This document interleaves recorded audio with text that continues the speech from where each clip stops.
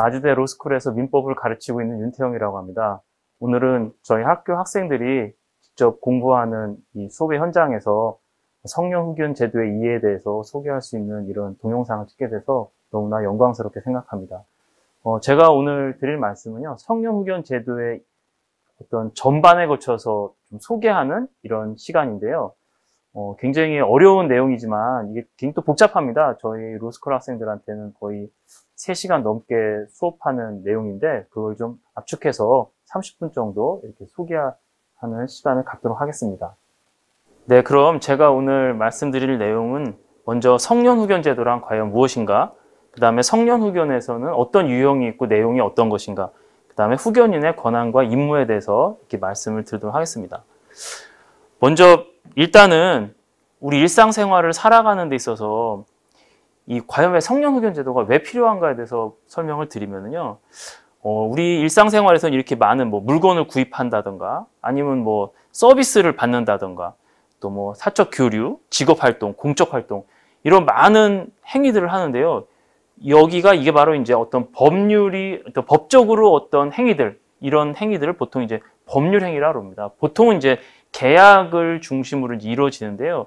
이 계약이 이루어질 때 이 의사가 얼마나 중요하냐. 이게 이제 모든 법률 행위는 이 의사를 결정하면서부터 시작이 됩니다. 그런데 이 의사결정이라는 거는 외부적으로 봤을 때 이 사람이 의사 표시로 볼 수 있으면은 그대로 그거를 이제 의사를 결정했다고 보거든요. 그러면은 일단은 한 번 계약하면은 땡입니다. 예를 들어서 그 노량진 수산시장에서 이렇게 친구랑 같이 만나서 밥을 먹기로 했는데 마침 이제 고등어 10상자 경매가 벌어져요. 근데 막 해서 한 상자에 10상자에 1,000만 원 막 이렇게 하는데 갑자기 친구가 지나가는데 야 손을 들었는데 갑자기 네 낙찰됐습니다. 그래가지고 이 사람이 갑자기 내가 고등어 10상자를 사게 됐단 말입니다. 얼마나 당황스럽지 않나요? 근데 나는 분명히 고등어를 사려는 의사가 없었는데도 그 장소에서는 이렇게 내가 손을 드는 행위를 함으로써 너는 의사를 표시를 했다. 그래서 바로 넌 고등어를 사겠다는 의사로 보기 때문에 그대로 계약이 성립이 됩니다. 일단은요. 그러면은 나는 너무나 당황스럽잖아요. 그죠? 근데 우리가 이제 의사결정을 잘못해가지고 너무너무 억울한 경우가 많죠. 또 손해를 보는 경우도 너무 많고요. 예를 들어서 부동산을 며칠 전에 1억 원에 팔았는데 갑자기 한 달 있다가 1억 5천만 원이 됐다. 그래도 일단 계약을 체결했기 때문에 나는 그대로 1억 원에 팔아야 됩니다. 부동산 가격이 5천 올랐다 그래도. 그렇게 이제 일상생활에서는 이 법률 행위를 할 때 내가 잘못 의사결정을 해가지고 손해보는 일들이 굉장히 많습니다. 또 피해를 받기도 하고요. 그런데 우리가 가끔 이런 의사결정이 이 의사를 결정하는 능력이 굉장히 다른 사람보다도 조금 좀 장애가 있어서 그래서 피해를 보는 경우가 너무너무 많습니다. 그런 경우에 어떻게 하냐? 이 의사결정을 잘 도와줌으로써 또 예를 들어서 아까 이제 고등어 10상자를 말씀을 드렸는데 제가 이렇게 보니까 발달장애인 같은 경우는 일부 극단적인 얘기는 하지만 휴대폰을 한 몇 달 사이에 4대를 개통을 한다거나 이런 상황들이 발생을 합니다. 그럼 이제 그렇지 못하게끔 해야 하거나 아니면은 잘 선택하게끔 해주기 위해서 어떤 제도가 필요한데요. 종전에는 이제 부모님이 이제 그걸 알아서 해줬지만은 그런 혈연 관계가 아니라 이거를 법적으로 잘 의사결정을 할 수 있도록 도와주는 제도. 그 고안해낸 게 바로 이제 성년후견 제도입니다. 성년후견 제도라는 건요. 여기 보시면은 정신적 제약으로 판단 능력이 불충분한 사람들을 보호하고 존엄한 인격체로서 주체적으로 자신의 삶을 영위할 수 있도록 지원하는 제도. 이걸 이제 법적으로 지원하는 제도를 바로 성년후견 제도라고 합니다. 이 성년후견 제도 이외에도요. 종전에 어떤 의사결정 능력에 어떤 장애가 있는 사람들을 위해서 굳이 이제 장애 있다기보다도 좀 미약한 사람들, 잘 못하는 사람들을 위해서 이 제도가 있었습니다. 그 법적인 제도가 바로 행위 무능력자 제도거든요. 이 행위 무능력자라는 거는 이 법률 행위를 할 수 있는 능력이 없다 그래서 만든 제도인데요. 보통 3개가 있습니다. 그래서 미성년자, 한정치산자, 금치산자 이런 제도가 있었어요. 근데 여기 미성년자는 아직 19세가 되지 않은 자기 때문에 누구나 다 경험을 하는 거 아니겠습니까? 그래서 미성년자에 대해서는 부모가 얘를 잘 케어하고 하면서 이제 부모님이 알아서 도와주는 제도가 바로 이제 미성년자 제도인데, 그래서 부모님들이 이제 애가 학교 가기 싫다는데도 학교 보내고 또 학원 가기 싫다는데도 강제로 학원 보내고 또 독서실도 끊어주고 이렇게 해서 이제 미성년자가 또 오토바이 같은 거 못 사게끔 하고 이렇게 동의를 받아서 하고 이런 제도가 바로 이제 미성년자 제도입니다. 단순히 그냥 나이로만 미성년자를 자르는 게 아니고요. 법적으로 미성년자 제도를 둔 이유는 이 미성년자들은 잘못하면은 뭐 어떻게 아무리 뭐 이제 똑똑한 친구 저보다 훨씬 더 똑똑한 친구들 많지만 그래도 전반적으로 보면 아직 사회에서 생활하기 좀 미숙한 또 충동적이고 이런 경우도 있기 때문에 이 부모님들이 대신해서 어떤 행위를 하거나 대리하거나 아니면은 이 친구가 잘못된 걸 할 때는 물건을 사거나 이럴 때는 반드시 부모님의 동의를 받도록 하기 위해서 만든 제도가 바로 미성년자 제도입니다. 그런데 미성년자가 아닌 그럼 성인들은 어떻게 하냐? 이 성인들을 위해서 한 제도가 이제 한정치산자 제도하고 이제 금치산자 제도가 있었습니다. 요거는 이제 법원의 선고를 받게 되면은요, 거의 모든 행위를 다 제약을 받습니다. 심지어는 어디 내가 어디 취직했더라도 바로 그냥 잘려도 할 말이 없고 이렇게 됩니다. 근데 이 문제가 뭐냐? 종전에 그럼 아예 한정치산자와 금치산자 제도가 있었는데 그러면은 이걸로 충분하지 않느냐 했는데요. 이게 금치산자, 한정치산자가 되면은요, 이 거의 모든 법률 조항에서 사회활동을 할 수 있는 그 자격을 다 박탈하거나 제한을 시켜버렸습니다. 그렇기 때문에 또 무슨 행위를 했더라도 마음대로 그냥 막 없던 걸로 취소해버리고 뭐 이렇게 가능하고 있었거든요. 그래서 굉장히 인격에 반했죠. 그리고 또 이 계약을 해서 했다가도 막 부모가, 법정 대리인이 와가지고 이제 보호한 사람이 와서 강제로 막 취소해버릴 수 있고 그러니까 이 사람들이랑은 아무도 주위에서 거래를 안 하는 겁니다. 그래서, 이 사람은 뭔가 이상한 사람이야. 그래서 완전 사회에서 왕따를 시키고 막 이렇게 되니까 오히려 이 부모님이 내가 얘는 그렇게 하면 안 되겠다. 적어도 사회생활을 할 수 있도록 도와줘야 되겠다 해가지고 이 한정치산자하고 금치산자들을 이용을 안 합니다. 그러다 보니까 이 부모님이 계실 때는 문제가 없었지만 부모님이 돌아가시고 나서는 오히려 막 그 주위 사람들 어떤 악질 상인들이나 아니면은 주변에 이용하려는 사람들한테 다 이용당해가지고 재산을 날리고 아니면 저기 강제 노역을 하고 이런 경우들이 이제 발생을 합니다. 그래서 이 한정치산자, 금치산자 제도가 제대로 기능을 못하기 때문에 어떤 예를 들어 지적장애 여성에 대한 성폭행들이 있었고요. 또 도와준 종류는 이제 한정치산자, 금치산자는 주로 재산 문제만 이제 관련된 얘기이기 때문에 어떤 이 사람이 성적 학대를 당한다 이런 거는 그냥 또 내팽개치고 어떤 보호 장치가 없고 그랬습니다. 또 예를 들어서 뭐 지적 장애에 대해서 정신, 육체적 학대, 뭐 강제 노역을 당하거나 이런 노동력 착취를 당하고 이런 일이 많았고요. 또 치매 환자들에 대해서는 또 뭐 예를 들어 신체, 경제, 정서적 학대가 증가해서 뭐 신종 고려장 문제가 발생을 하고 또 예를 들어서 치매 환자들 같은 경우에는 이 아파트 같은 경우에는 이 동호수를 잘 구분을 못한다. 숫자에 이제 약해가지고 그런데 그냥 방치해가지고 뭐 겨울에 이렇게 막 동사하거나 이런 경우도 발생하고. 그래서 이제 굉장히 어려웠고요. 또 그다음에 어떤 주체적으로 행위를 못하고 하기 때문에 사회에서 배제가 되고 자기결정권 행사에 어려움이 있었습니다.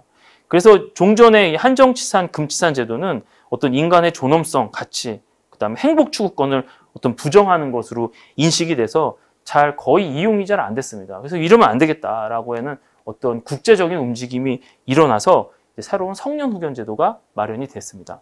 그 후견 제도는 어떤 거냐? 후견인이란 이게 그 사람이 아예 사회에서 뭐 금치산자, 한정치산자처럼 해서 그냥 배제하거나 무조건적으로 막 보호를 해주거나 이런 게 아니라 이분들이 어떤 의사결정 능력 장애로 인해서 재산 관리나 신상보호, 내 개인의 신상을 보호하는 사무 처리에 어려움이 있을 때 옆에서 그 사무 처리를 잘 지원해 주도록 하는 제도. 바로 이로 하는 사람은 이제 후견인이라고 그럽니다.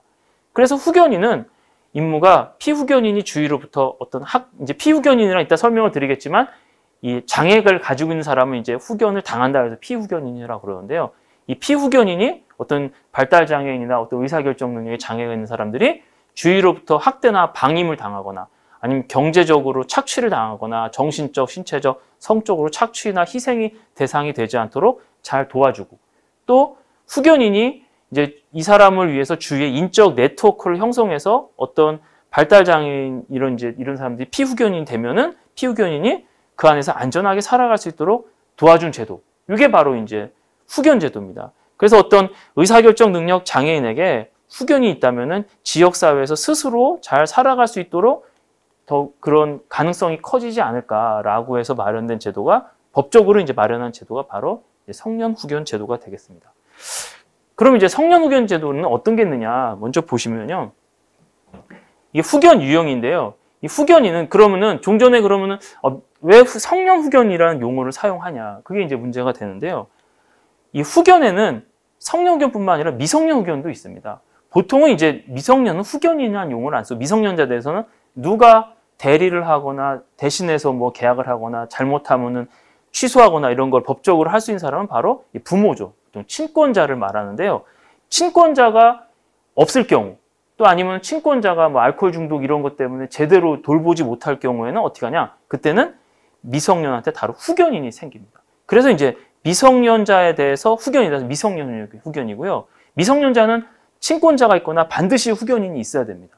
그에 비해서 19세가 넘었어요. 그러면은 그때부터는 예를 들어서 19세라든가 지금 50세 뭐 상관없습니다. 다 성인이기 때문에 예를 들어서 여기 이제 50세인 뭐 지금 현재 부모를 살고 계신 분 다시 또 내 부모님이 나 대신에 마음대로 물건 사게 하고 뭐 내 독서실 끊고 이러면 안 되지 않겠습니까? 그래서 일단은 이 성인이 되게 되면은 성년이 되면은 그때부터는 어떤 후견인이라는 게 사실 붙질 않습니다. 그 모든 일은 다 내가 알아서 스스로 처리해야 되는 거예요.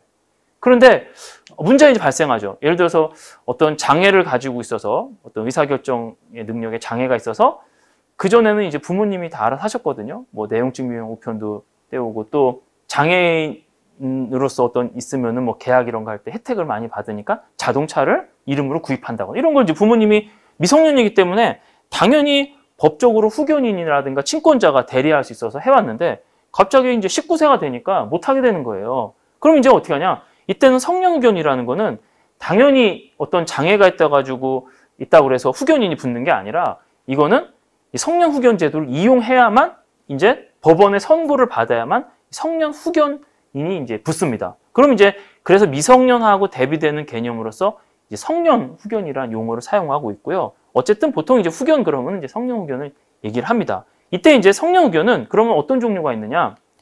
법으로서 당연히 후견인이 붙는 법정 후견이고 법으로 정한 후견인이고요. 요거는 임의로 내가 그냥 임의로 후견인을 선임을 하는 걸 임의 후견이라고 그럽니다. 그럼 이제 법정 후견 같은 경우는요. 여기 보시면은 현재 이제 장애가 있어서 내가 잘 결정할 수 없는 현재 발달 장애인 이런 분들을 위해서 하는 건데요. 이미 이제 판단 능력이 감퇴되어 있거나 어떤 결여된 사람을 지원하는 제도가 바로 법정 후견입니다. 이에 비해서 이제 임의 후견은 어떤 고령화 사회에 대비해서 만든 제도인데요. 내가 현재는 뭐 전혀 문제가 없어요. 치매 증상도 없고 한데 가끔 이제 냉장고 안에다가 휴대폰을 놓고선 잊어먹는다던가 이제 뭐 내가 미래가 좀 걱정되는 노후가 좀 걱정된다 이럴 경우에 뭐 자녀들도 뭐 어쩌다 1년에 한 번씩 전화만 통하고 한 번도 찾아온 적 없고 아들 본 지가 10년 되고 뭐 이러면은 아들도 믿을 수가 없잖아요. 그래서 어떻게 하냐? 이럴 경우에는 어떤 장래에 판단 능력이 감퇴될지도 모르는 상황에 대비해서 내 뭐 주변에 신뢰할 만한 사람이 있다거나 아니면 이런 사람 아니면 날 도와줄 수 있는 사람들 이런 사람들을 내가 미리 계약으로 선임을 하는 겁니다. 그래서 미래에 어떤 내가 현재는 전혀 문제가 없지만 치매라든가 어떤 고령화 사회에서 그런 걸 대비해서 계약으로서 후견인을 선임하는 제도예요. 그런데 이제 그걸 왜 그러면은 법에서 관여하냐? 근데 현재는 지금 이제 전혀 문제가 없는데 만약에 내가 이때는 언제 시작하냐면은 임의후견이라는 건 치매에 빠진 이후 어떤 의사결정 능력에 장애가 생긴 이후에 이제 활동을 하는 거거든요. 그러니까 그전에는 몰랐는데 나중에는 이 사람이 치매에 빠지니까 후견인 선임해 왔더니 막 이용만 한다. 이러면 이제 안 되지 않습니까? 그래서 그런 사람 예를 들어서 알고 봤더니 옆집에서 맨날 김치 담궈주고 그래가지고 후견인 선임했더니 일부러 재산을 노린 뭐 전과 10범이다. 뭐 이러면 이제 안 되지 않겠습니까? 그래서 그런 사람들을 어떻게 하냐? 이제 법원에서 후견인 감독인을 선임을 해서 이 사람이 잘 하나 안 하나를 감독을 해서 이 사람이 나중에 노후에 대비할 수 있도록 하는 제도가 바로 임의후견 제도입니다. 이건 이제 나중에 설명을 드리고요. 이 발달장애, 현재 이제 장애가 있는 분들이 이용하는 제도가 법정 후견 제도인데요. 이 법정 후견은 세 가지로 나뉘어집니다. 성년 후견, 한정 후견, 특정 후견인데요. 이 세 개로 나눈 이유가 뭐냐면은 요거는 이제 어떤 지적 능력이 이제 굉장히 이거는 이제 점점 이제 여기는 조금만 도와주면은 잘 사회생활을 할 수 있는 사람들을 위한 거고요. 여기는 현저하게 감퇴되어 있는 사람, 여기는 부족한 사람, 이런 사람들을 위해서 어떤 그 지적 능력의 차이에 의해서 만든 제도가, 경도에 따라서 만든 제도가 바로 이제 성년후견, 한정후견, 특정후견 이렇게 구분이 됩니다. 여기서 이제 성년후견이, 여기 또 성년후견이 있는데, 요건 이제 요 성년후견은 미성년후견과 대비되는 개념으로 사용하는 거고요. 실제로 말하는 거는 이제 성년후견, 한정후견, 특정후견 이렇게 세 가지를 말을 하고 있습니다. 그럼 이제 각각 이제 후견제도에서 한번 보면은요, 내용이 굉장히 어려워서 벌써부터 이제 졸음이 오신 분들이 계실 텐데, 뭐 주무시다 다시 보셔도 되고 상관없습니다. 어쨌든 이게 이제 굉장히 어려운 내용이라서 이제 설명을 드리는 건데요. 이 법정 후견을 먼저 설명을 드리면은, 아까 여기 이제 후견인은 이 뒤후자, 볼견자 사람인입니다. 그래서 한자를 썼으면 더 좋았을 텐데요. 여기 뒤에서 봐준 사람이거든요. 보통 이 뒤에서 봐준 사람이라면 나쁜 의미로 쓰지만 여기는 이제 그런 의미가 아니라 뒤에서 잘 돌봐주는 사람을 말하는 거고요. 요건 이제 당한다 해서 여기 장애를 가지고 있는 사람을 이제 피해 후견인이라는 용어를 씁니다. 그래서 만약에 성년 후견 같은 경우는 피성년 후견인, 그 다음에 성년 후견인, 또 거꾸로 한정 후견 같은 경우에는 피한정 후견인, 한정 후견인, 이런 이제 또 여기 예를 들어서 특정 후견에서는 피특정 후견인, 또 특정 후견인 이렇게 이제 구분을 하고 있거든요. 그럼 먼저 보시면은 피성년 후견인이란 무엇이냐? 질병, 장애, 노령, 나이가 많이 먹거나 장애가 있거나 질병이 있거나 어떤 그 밖의 사유로 인해서 여기 보시면은 어떤 다른 뭐 이렇게 뭐 걷는데 장애가 있거나 그런 게 아니고요. 여기 정신적 제약을 말합니다. 지적 능력을 말하는 거고요. 이 정신적 제약으로 사무 처리 능력이 지속적으로 결여된 사람, 지속적으로 결여돼 있어서 뭐 식물인간 상태에 있다거나 전혀 사회 활동을 아무것도 못 한다거나 이런 분들이 바로 이제 피성년 후견인의 대상이 되고요. 피한정 후견인은 질병, 장애, 노령 그 밖의 사유로 인한 정신적 제약이 똑같습니다.로 여기를 사무를 처리할 능력이 부족한 사람을 말합니다. 여기 부족한 사람이 그러면 조금만 부족해도 되느냐? 그렇지 않습니다. 누구나 다 부족합니다. 저도 부족하고 다 부족한데요. 그게 그런 부족을 말하는 게 아니라 여기는 성년 후견까지는 아니지만은 그것보다는 조금 경미한 제약을 가진 사람이지만 어쨌든 사회생활을 할 수 없을 정도로 부족한 사람을 말합니다. 그다음 피특정 후견이란 질병, 장애, 노령 그 밖의 사유로 인해서 어떤 정신적 제약으로 인해서 잘 사회생활은 좀 잘 못하지만은 좀 일시적으로 좀 후원을 해준다거나 아니면 어떤 특정한 사무 이런 거 몇 가지 해줘가지고 뭐 시설에 입소한다거나 이런 것 정도, 이런 거 들어간다, 이런 경우 하면은 이제 후견이 필요한 사람을 조금만 도와줘서 하는 후견이 바로 이제 특정 후견이 되겠습니다. 그래서 여기 보시면은 근데 차이점이 있습니다. 성년 후견이나 한정 후견이 이 피후견에 대해서 계속적 보호를 목적으로 하는 반면 특정 후견은 일시적 보호를 목적으로 한다. 그 다음에 특정한 사무의 한정적인 보호를 목적으로 한다. 용어가 굉장히 어려운데요. 이게 무슨 의미냐? 피성년 후견하고 피한정 후견인은 한 번 법원에 의해서 후견 심판을 받지 않습니까? 그러면은 나중에 또 법원에다가 심판을 받아서 후견이 종료되기 전까지는 죽을 때까지 한 번 받으면 계속 갑니다. 그래서 이제 계속적인 한 번 받으면은 계속 가는. 그래서 나중에 이제 물론 이제 그 어떤 뭐 식물인간 상태에 있다가 깨어났다거나 이러면 이제 종료 심판을 받으면 되거든요. 그래서 그 전까지는 계속 지속되기 때문에 지속적 후견이라고 그러고요. 요거는 기간이 정해져 있습니다. 아무리 길어도 5년, 그러니까 1년, 3년 이렇게 해서요. 그 조금 이제 도와주면은 바로 뭐 시설에 입소하거나 조금 이제 뭐 통장 관리 어떻게 하도록 도와준다거나 이러면 이제 되는 게 바로 피특정 후견인이 되겠습니다. 지금 현재도 제한 능력자 제도가 있어서요. 일부 이런 한 후견 심판을 받으면은 어떤 사회적 활동이 상당히 제약을 받게 됩니다. 근데 그건 누구한테까지만 해당되느냐? 여기까지 피특정 후견인 제외하고요. 제한 능력자는 피한정 후견인까지 성년 후견하고 한정 후견에서는 제한 능력을 이제 제한 능력자 그러고요. 여기는 전혀 이제 그런 게 아닙니다. 그래서 보통 이제 그 어떤 장애인의 부모님들 같은 경우는 조금 도와줘서 하여튼 사회생활도 하고 이렇게 하고 싶다. 그러면은 그 특정 후견을 이용하는 게 바람직하고요. 아무래도 이거는 이제 이용을 안 하는 게 더 낫죠. 그런 경우에는요. 근데 도저히 친구는 뭐 사회생활 할 수가 없고 맨날 사기만 당하고 이런다. 그러면 이제 여기 이 두 가지를 고려해 볼 만합니다. 근데 예를 들어서 뭐 정신적인 어떤 그런 제약이 크지 않은데도 불구하고 여기를 받는다. 피성년 후견 아니 그냥 맘대로 부모님이 맘대로 하고 싶어서 한다. 아니면 고모나 뭐 삼촌 이런 사람들이 법원에서 안 받아줍니다. 법원에서는 적어도 피성령 후견인이 되려면 성령 후견 심판을 받으려면은 지속적으로 결여되어 있다라는 걸 감정도 합니다. 그래서 아 여기 진짜 안 되겠네 이렇게 되는 거지 뭐 맘대로 피성령 후견 하고 싶다 되는 게 아닙니다. 법원에서 해서 여기는 그래서 여기서는 웬만하면 잘 받아주지만 여기는 법원에 신청했는데 요건이 안 되는데 신청한 경우가 많아서 한 반 정도가 막 기각되고 이런 경우들이 있습니다. 그럼 이제 후견은 후견 심판 아유 좋은 제도 같은데 그러면은 알아서 어떤 발달 장애인이라든가 어떤 치매 이제 그 증상이 있는 노인분들이 이런 분들은 알아서 해주는 거냐 법원에서 국가에서 그렇지 않습니다. 여기는 아까도 말씀드렸지만은 미성년은 반드시 누군가가 보호를 해줘야 되지만 법적으로 성인이 됐을 때는 그때는 혼자서 알아서 하는 겁니다. 그래서 만약에 후견 제도를 하고 싶다고 하더라도 반드시 법원의 심판을 받아서 아까 뭐 성년 후견, 한정 후견, 특정 후견 이렇게 받아야 되고요. 이 법원의 심판을 받고 해서는 법원이 알아서 해주는 게 아닙니다. 반드시 누군가가 이용하기 위해서는 가정법원의 심판 절차를 거쳐야 하는데 여기는 가정법원이 알아서 직권으로 절차를 개시할 수 없고 일정한 사람의 청구가 있어야 됩니다. 그래서 예를 들어서 본인이 한다거나 아니면 뭐 배우자, 사촌인의 친족이라든가 뭐 친척이 아니라 아니면 뭐 현재 미성년 후견인이라든가 뭐 이런 분들이 있을 경우에 할 수도 있고요. 또 검사도 할 수 있고요. 검사는 좀 바쁘지 않습니까? 그러니까 예를 들어서 지방자치단체장 이게 이제 새로운 법에서 굉장히 의미 있는 건데요.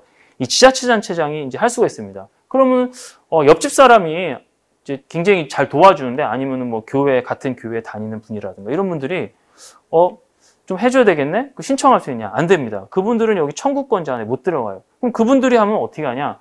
그럼 구청 같은 데 가서 아니면 시청에 가서 지방자치단체 복지과 같은 데 있습니다. 그래서 이거 후견 심판을 받아야 되겠다라고 하면은 뭐 군수라든가 뭐 구청장이 직접 하시진 않겠죠. 거기서 이제 대리해서 누군가가 복지과에서 이 지자체에서 하게 됩니다. 그래서 이웃분들도 충분히 도와줄 수 있는 길이 마련됐다. 이렇게 보시면 될 것 같고요. 여기 그래서 이제 아까 굉장히 긍정적이고요. 여기 이제 아까 말씀드린 이용하는 본인을 피후견인, 그러니까 어떤 장애라든가 이런 가진 분들 피후견인이라서 이 지원자를 이제 후견인이라고 부릅니다. 그래서 아까 말씀을 드렸고요. 또 이제 이용하는 본인의 판단 능력의 감퇴 정도에 따라서 이용할 수 있는 유형이 정해지는 거지 내가 성년 후견 하고 싶다 해서 이렇게 되는 건 아닙니다. 그 다음에 성년 한정 후견, 특정 후견에 따라서 후견인의 권한 범위가 조금씩 달라진 여기는 이제 굉장히 권한 범위가 세고요. 점점 약해지고 여기는 이제 일정한 사무에 대해서만 이제 권한을 행사하게 됩니다. 그래서 남이 예를 들어서 뭐 부모님 돌아가셨다고 친척이 내가 후견인으로 해서 성년 후견 신청해서 뭐 주로 이제 아무래도 그런 분들이 뭐 많지는 않겠지만은 제가 이제 어떻게 하다 보니까 후견 강의를 이제 전국에 사다 보면 이제 이런저런 상담을 저한테 이제 하시고 이제 물어보시고 하는데요. 이제 친척분들이 가끔 이제 보면은 이 장애를 이용해는 뭐 조카나 이런 사람들에서 재산 갈취하고 이런 경우들이 꽤 있더라고요. 그런데 이제 고모나 뭐 이런 분들이 이제 악덕한 마음을 사악한 마음을 가진 사람들이 마음대로 성년 후견 신청해 버리고선 후견인 해가지고 본인이 다 재산 다 대리해서 막 팔고 막 이러면 안 되지 않겠습니까? 그죠? 그래서 요거는 그 능력에 따라서 정해지는 거지 마음대로 하고 싶다고 하는 게 이제 아닙니다. 보통 이제 특정 후견 같은 경우는 그런 게 없기 때문에 뭐 도와주는 거니까 그래서 누구든지 요 특정 후견은 이용은 잘 받아주는데 법원에서 요거는 특별하게 잘 정신감정도 거치고 그런다 이렇게 알아두시면 될 것 같습니다.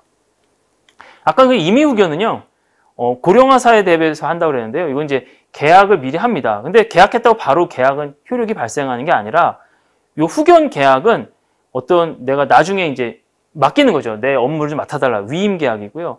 어떤 재산관리 신상보호에 관한 사무는 비슷합니다. 그런데 요 계약이 나중에 이제 치매 하고 나서 계약서 쓰게 해가지고 했다 해가지고 하면은 안 되지 않겠습니까? 그래서 막 마음대로 재산 막 자기가 관리하고 그러면 안 되기 때문에 요 계약이 진정한 계약인가? 이분이 어떤 정신적인 어떤 제약이 없는 상태에서 제대로 체결된가라는 거를 증빙을 하시기 때문에 반드시 계약서에 공증을 받아야 됩니다. 그래서 공증회에서 공정중개에서 체결이 되고요.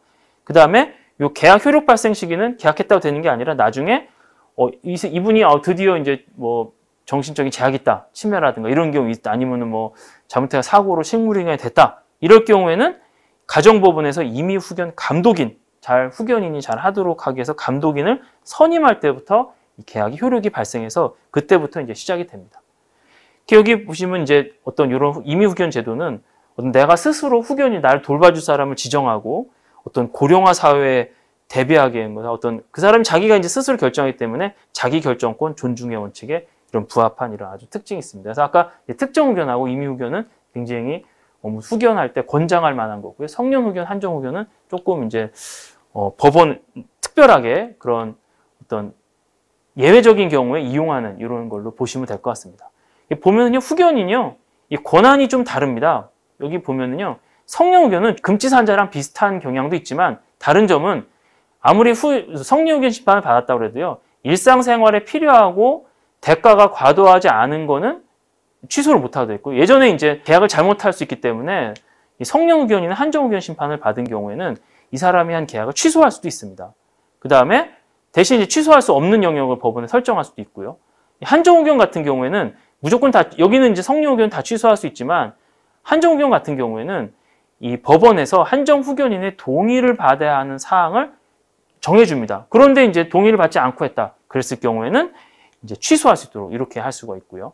그 다음에 일상생활에 필요하고 대가가 과도하다는 건 당연히 요기도 못하는데 취소를 할 수가 없고요. 특정 후견은 아까도 말씀드린 어떤 행위 능력을 제한하는 그런 제도가 아닙니다. 옆에서 서포트, 도와주는 제도이기 때문에 피후견인이 뭘 했다고 그래가지고 특정 후견인이 뭘 했다고 해서 취소하고 뭐 이런 거 아니고요. 옆에서 대리해서 잘 하도록 이렇게 도와주거나 이런 역할을 하는 게 이제 특정 후견이 되겠습니다. 임의 후견 같은 경우에는 행위 능력을 제한하는 게 아니라 당사자가 계약한 바에 따라서 그 부분만 대리해서 다른 사람을 도와줘서 하는 제도가 임의 후견 제도가 되겠습니다. 그 다음에 이제 그런 후견인은 어떤 권한이 있느냐? 아까 이제 후견이 성령 후견이 되면은요, 계약을 잘 못했네? 그러면은 이제 아무래도 성령 후견 정도 되면은 뭐 계약을 함부로 하고 막 이런 경우도 있기 때문에 이때는 이제 취소를 할 수가 있습니다. 그냥 뭐 법원에 막 가서 취소하겠다 이렇게 하는 게 아니라, 왜 성령 후견인인데 왜 마음대로 팔았어요? 그래서 바로 그냥 취소할 수가 있고요. 그 다음에 이 대리할 수 있는, 이 사람을 대신해서 어떤 계약을 하거나 뭐 이런 것들, 임대차를 뭐 누구 사람을 받거나 이런 거를 굉장히 포괄적으로 할 수가 있습니다. 다만 이제 주거라든가 어떤 신상에 관한 거는 이거는 특별하게 법원에 권한을 줬을 때만 하는 거고요. 한정 후견 같은 경우는 이 동의를 받아야 하는 행위를 동의받지 않고 했을 때만 이제 취소권을 행사할 수가 있고요. 법원에서 요거 대리해라 라고 하는 권한을 정해줍니다. 그 범위 내에서 할 수가 있고요. 이 신상에 관한 거는 성령 후견과 마찬가지입니다. 여기는 피특정 후견인은요, 이 대리할 수 있는 권한의 범위도 딱 법원에서 요거만 해라. 그 다음 기간도 정해주고, 그래서 그 부분에 기간 내에서 이런 정해준 범위 내에서만 대리하도록 이렇게 하고 있고요. 후견, 임의 후견 같은 경우에는 계약에 의해서 체결된 범위 내에서 정해집니다. 그러다 보니까 이제 성령 후견 같은 경우에는 후견인이 굉장히 권한이 너무 큽니다. 그래서 부모님이나 가족 후견, 이게 적합하고요. 이게 부모님 같은 경우에는 아무래도 이 본인의 그 자녀를 위해서 뭐 어떤 열성을 다하고 본인 희생해서 하기 때문에 이 성령 후견이 적합하죠. 그런데도 그렇지 않은 경우, 부모님이 아닌 경우에는 또 뭐 한치거로 두치라고 다를 수 있기 때문에 문제는 뭐냐? 너무 권한이 크기 때문에 피후견인의 복지와 의사결정 권한의 존중에 반한다는 지적이 있습니다. 그래서 마음대로 막 취소해버리고 뭐 후견인이 마음대로 하기 때문에 좀 그런 지적이 있고요. 한정 후견 같은 경우에는 여기보다는 조금 적은 권한입니다. 법원이 정해준 권한이지만 법원에서 동의를 받아야 하는 행위를 정해서 그 범위에서 취소도 할 수 있기 때문에 유용하게 할 수가 있습니다. 그렇지만은 여기도 역시 마찬가지로 좀 권한 범위가 크게 되겠습니다. 특정 후견은 이 특정 후견의 필요에 따라서 일시적으로 요런 거 범위를 정해져서 이용을 하는 거기 때문에 또 그다음에 기간 경과에 따라 자동적으로 후견 종류 갱신이 가능하기 때문에 어떻게 보면 이제 유엔에서 권장하는 이런 후견 유형이 되겠습니다. 유엔에서 이런 게 좋겠다라고 하는 유형이고요. 임의 후견 같은 경우에는 위임 계약의 일종 계약을 체결해서 이제 공증을 받는 어떤 형태로서 계약서에 공증을 받아서 이제 후견 계약을 등기를 해야 되는데요. 이건 현재 발달 장애인이 이용하기가 한계가 있죠. 이제 현재는 그렇지 않지만 이제 나중에 치매 그 어떤 그런 거에 대비해서 하는 계약으로 이용하는 후견으로 보시면 될 것 같습니다. 그럼 이제 후견인은 어떤 권한과 이제 후견인이 선임이 되면 어떤 권한과 임무가 있는가 보시면요. 이제 후견인의 직무는 이 재산 관리, 이 피후견인의 재산이 남한테 막 박탈당하거나 뭐 뺏기거나 이렇지 않도록 잘 재산 관리를 해주는 사무를 가지고요. 그래서 이 사람의 어떤 아프거나 아니면 어떤 학대를 당하지 못하도록 잘 신상을 보호해주는 이런 거에서 이제 피후견인의 인권을 옹호하는 제도인데요. 후견인이라고 하면 그러면은 뭐 양치질 해주고 이런 걸 말하는 게 아닙니다. 후견인의 중요한 업무는 피후견인이 일상생활을 살아가기 위해서 어떤 계약 등 아니면은 뭐 이런 뭐 법률 행위를 하는 데 있어서 불이익을 받지 않도록 의사결정을 잘 하도록 지원해 주는 거지 어떤 뭐 예를 들어서 뭐 청소라든가 수발 이런 게 아닙니다. 이런 걸 할 때는 후견인이 이런 걸 하는 사람들을 가사 도우미 이런 사람들을 이제 선임을 하는 거죠. 선임하는 걸 이제 대신 좋은 일 잘해줄 사람을 잘 선임을 하고 가사 도우미가 똑바로 못하면은 와서 계약 해지하고 이런 걸 이제 후견인이 도와주는 겁니다. 그다음 이제 활동 보존이 담당하는 것으로 이런 건 이제 청소 수발은 이런 담당하는 것으로 후견인은 가사 도우미들이 잘 하는가 선임을 하고 또 서비스를 잘 하나 이런 걸 이제 관리하는 역할을 하는 게 바로 후견인이 되겠습니다. 그러니까 본인이 잘 못하기 때문에 이제 학대당하고 이럴 수 있으니까 후견인이 잘 하나하나 이제 감시를 하고 잘 하라라고 이렇게 해서 옆에서 의사를 대신해서 결정을 해주고 이렇게 이제 감시하고 이런 것들을 하는 역할을 바로 후견인 역할이 되겠다라고 보시면 될 것 같습니다. 그래서 어떤 의사를 결정을 할 수 있도록 잘 지원해 주는 사람으로서의 후견인. 그 다음에 원래는 그래서요 의사를 지원해 주는 사람이라서 본인의 의사를 하는 게 아니라 1차적 임무는 피후견인이 어떤 의사를 가지고 있는 잘 캐치를 해서 그 사람의 복리에 부합하도록 스스로 의사결정을 잘 하도록 지원해 주는 거고요. 그럼에도 불구하고 잘 못한다. 그랬을 때만 이제 나중에 후견인이 대신해서 의사결정을 하는 거고요. 그 다음 인권의 보호자라 권익 옹호자. 그래서 뭐 생명, 신체, 건강, 자유, 사생활 등 어떤 본인의 신상을 보호해주고 또 의사결정 능력이 부족해서 각종 뭐 위협에 노출되어 있는 장애인을 인권을 보호해주는 역할을 하는 게 바로 이제 후견인이 되겠습니다. 그래서 두 가지 역할. 아까 어떤 재산 관리를 하는 데서 의사결정을 잘 해주고 그 다음에 어떤 신상을 보호해서 인권의 보호자, 권익 옹호자로서의 후견인 이제 역할을 하는 게 바로 이제 후견인이 되겠습니다. 그래서 이런 것들 이제 가장 중요한 임무는 법률 행위를 하는 데 있어서의 피후견인의 의사결정을 잘 옆에서 도와주도록 하는 건데요. 법률 행위라는 게 굉장히 많지 않습니까? 뭐 생필품 구입에 비롯해서 예를 들어서 각종 뭐 서비스를 받는다거나 뭐 연금 이자 이런 거를 받는다거나 아니면은 뭐 안전한 의식주 심신 상태를 파악해서 안전한 의식주를 확보한다거나 가족과의 의견을 교환한다거나 뭐 이런 각종 행정 절차를 이용한다거나 세금을 납부한다거나 이런 것들을 하는 건데요. 가장 중요한 게 뭐냐면은 일단은 우편물 관리가 중요합니다. 그래서 뭐 제대로 잘못된 걸 하지 않았나 이런 것들을 잘 보고 이제 정기적으로 면담을 하면서 무슨 문제 없었나 이런 것들을 케어해주는 역할을 하는 게 바로 후견이다. 이렇게 생각하시면 될 것 같습니다. 제가 너무 그 후견 제도에 대해서 너무 30분 동안 도저히 설명할 수 없는 내용을 빨리 설명하다 보니까 잘 이해를 하셨는지 모르겠는데요.